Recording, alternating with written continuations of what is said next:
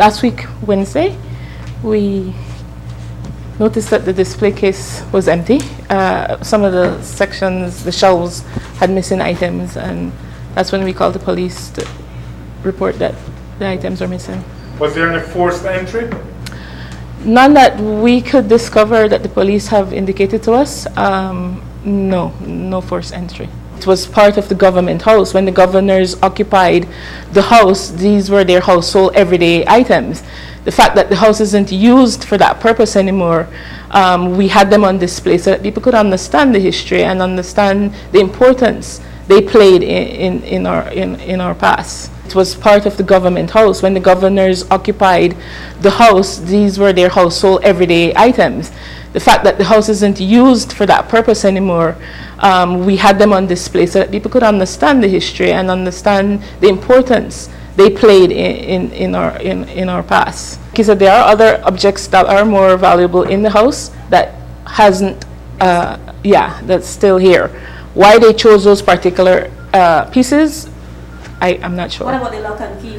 They unfortunately, no, we have never had any of the display cases, not from the history of the house has been open, had any of the display cases been under lock and key. We felt pretty much secure with our staff and the people that came in or come in on a daily basis. So you have more display cases? Yes. Was this the only one they targeted? The one with the silverware, yes, was the only one that items have been missing from. Okay. Because the pieces are of our national heritage and part of the national collection of antiquities, it's hard to put a dollar amount. With any artifacts that's sold on the black market, it's what the buyer is willing to pay for the item. For me to say this piece is $500 or $1,000, it's I cannot. But they date how far in history?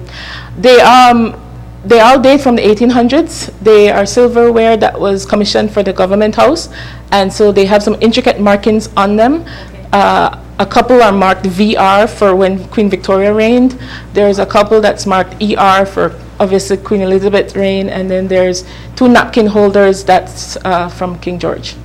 Internally, yes, we have interviewed individual staff members, and again, like I said, the police is continuing with their investigation, but we thought we would mention it and bring the media out or into the fold at this point so that the public is aware that these items are out there, either locally or internationally, that if somebody comes across it or have information, that they could contact us and that could help to the successful recovery of these items. What's the incentive? There will be a reward, a cash reward for any information leading up to the recovery of these items.